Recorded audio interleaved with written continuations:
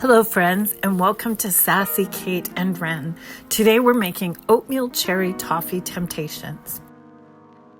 Sift your flour and baking soda together. In a large bowl with a hand blender, cream your butter well. Then add both sugars, brown and granulated, an egg and vanilla. Mix together until fluffy. Add the flour mixture and mix until just blended. Do not overmix. Add in the oatmeal, dried Evans cherries, white chocolate chunks, and Skor bar pieces.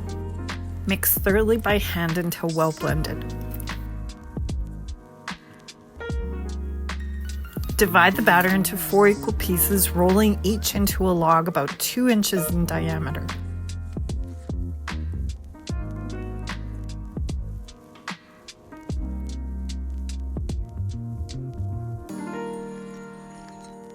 Freeze the dough for about 20 to 30 minutes.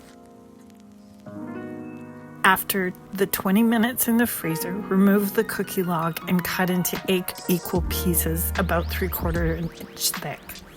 Place on a cookie sheet and bake for 8 to 10 minutes until golden brown. A chewy oatmeal cookie loaded with white chocolate, dried Evans cherries, and Skor bars. What's not to love?